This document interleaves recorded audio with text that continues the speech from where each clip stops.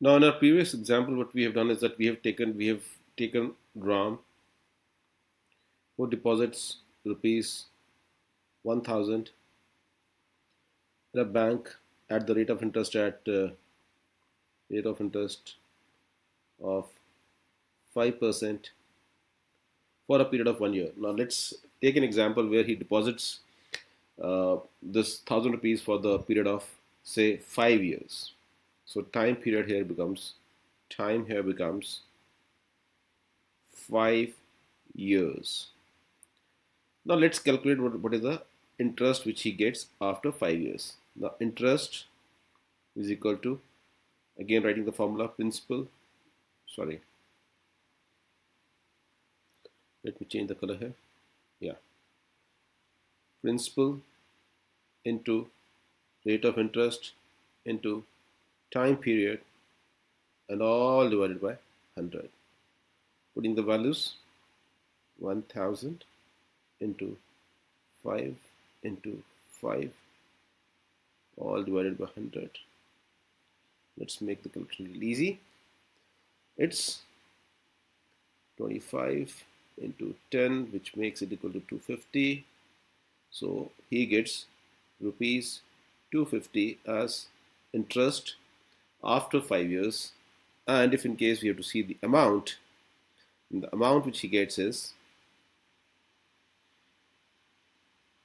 rupees 1000 plus rupees 250, which makes it equal to rupees 250, sorry, 1250. Now we take another example where Ram acts little differently. So what he does, he takes the same money,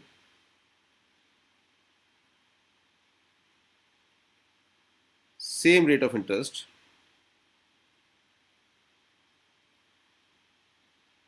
same time period T, that is 5 years. But what he does is that he withdraws the money after first year. So what he gets after first year is, after first year interest which he gets is 1000 plus, sorry, 1000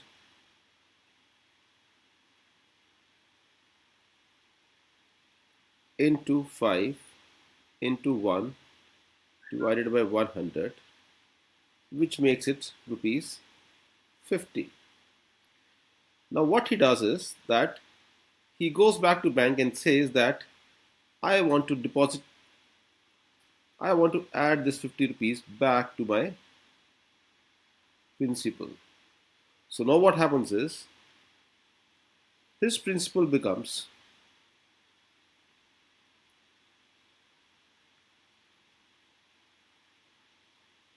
rate of interest still remains the same. Time again is 1 year. So now here the interest which he gets is 1050 into 5 into 1 divided by 100.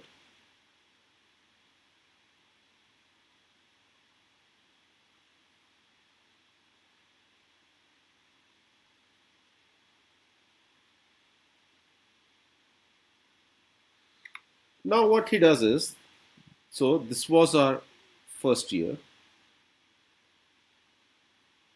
This is our second year. Now in third year, what he does is, he again adds this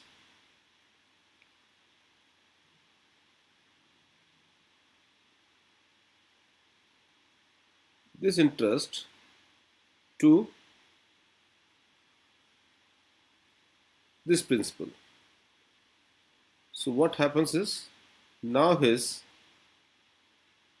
principal becomes 1050 plus 52.5, which makes it equal to rate of interest is 5%, time is 1 year.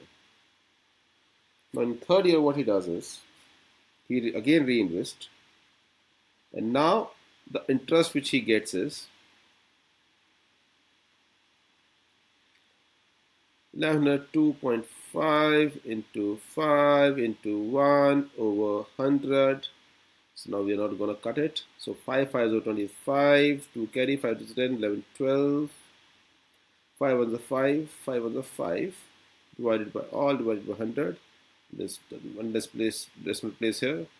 So this becomes 55.125.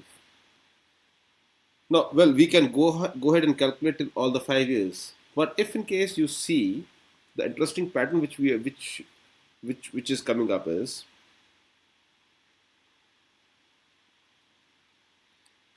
earlier every year he was getting rupees 50 as interest. Now in third year he gets this as interest. Second year he gets 52.5 as interest. And of course in the first year it was rupees 50 as interest. So what we can clearly see is that by acting little smart, that is withdrawing money every year and reinvesting back the interest into the bank, he is increasing his earnings.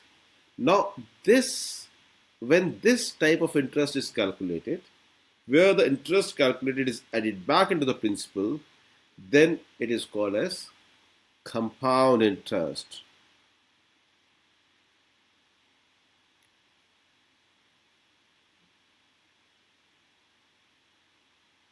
Compound interest.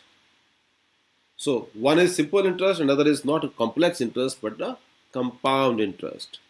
Now, so this is how the banks actually calculate the interest.